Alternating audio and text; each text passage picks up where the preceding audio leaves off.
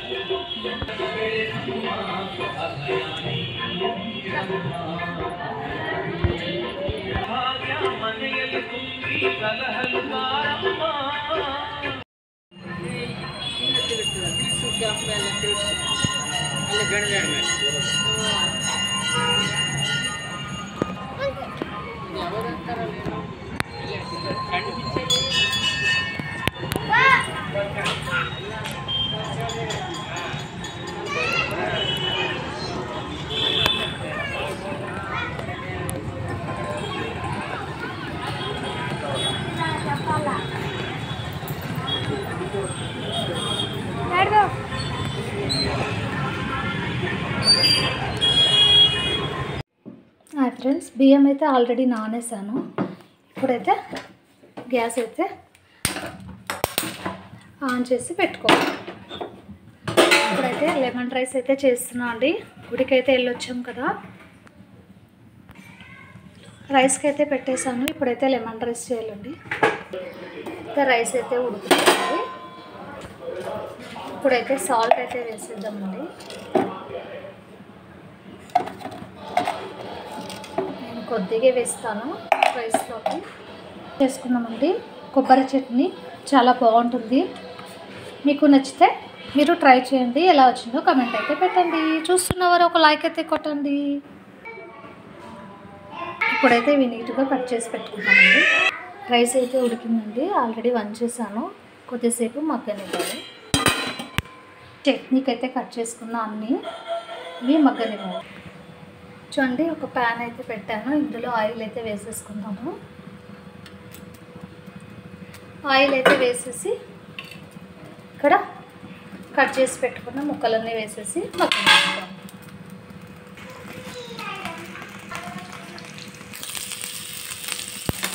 చూడండి, ఇలా మగ్గనివ్వాలి. మీరు కూడా ఇలానే చేసుకోండి. కమెంట్ అయితే పెట్టండి. చూస్తున్నవారు ఒక లైక్ అయితే కొట్టండి. చూడండి, ఇలా దీంట్లో కొత్తిమీర వేసుకోవాలి కొద్దిగా.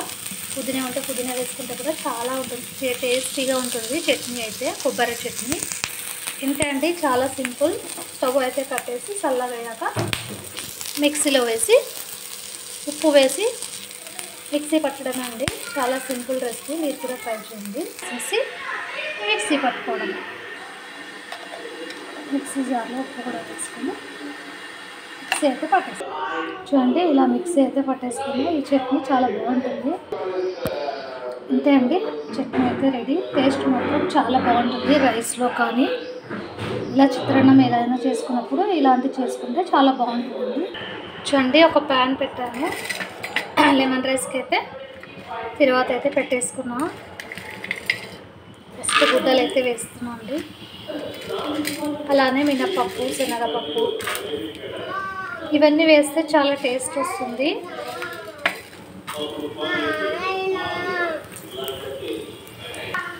చూడండి, ఇలా వేయించుకున్నాక ఇందులో జీలకర్ర, చూడండి అలానే జీలకర్ర ఆవాలు కట్ చేసి పెట్టుకున్నా పచ్చిమిర్చి వేసి బాగా ఫ్రై చేసుకోవాలి.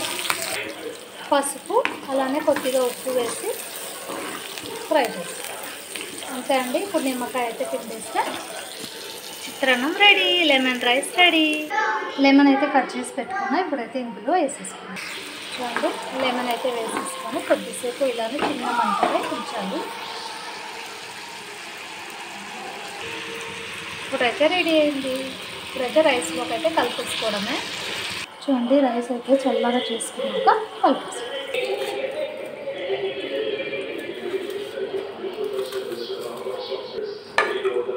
చూడండి, రైస్లోకి అయితే వేసేసి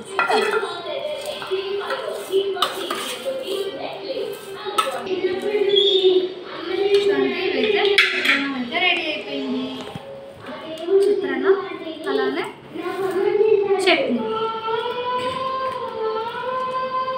ప్లేట్ కదా, చూడాలి కొబ్బరి చట్నీ. టేస్ట్ మటుకు చాలా బాగుంటుంది. Thanks for watching.